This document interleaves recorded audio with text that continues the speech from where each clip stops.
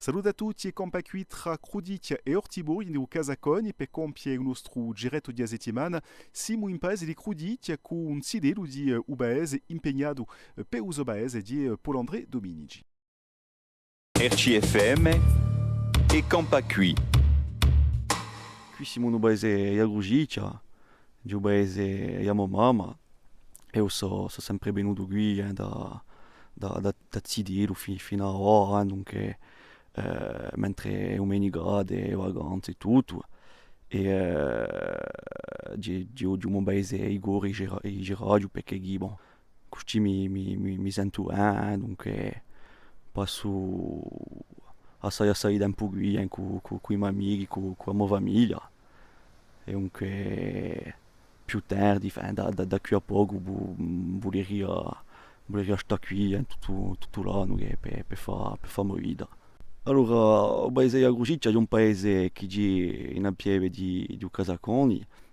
C'è un paese di Agrugiccia, ma ci sono parecchi paesoli, dunque c'è Sant'Andria, c'è Nove Piani, Pedrice, c'è uno a Casanile e poi c'è qui il paese di Agrugiccia.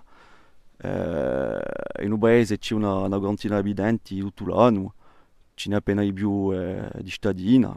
Siamo in una regione comunque che campa bene, siamo tra Campile e tra Ortiburno che c'è appena mondo, c'è appena attività, dunque in paese c'è un porcaggio, c'è chi sa chi fa la birra, c'è un associo di noi che sta durando quest'anno.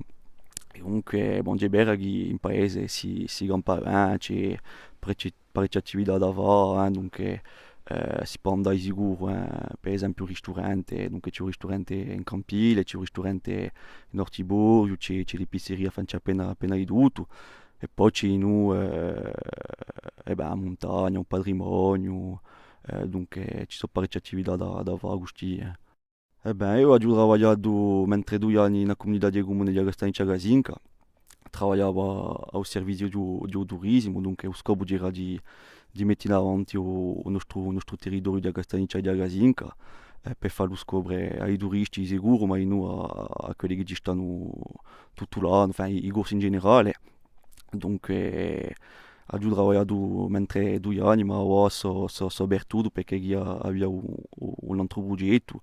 A trabalhar com un amigo, com Luciana, que fazia usa Vromalho e a trabalhar com ele per sviluppare la sua impresa. E si compie così e compacqui tra Cruditia e Ortiborio in Casaconi. A ringraziarvi a tutte e a tutti, a presto.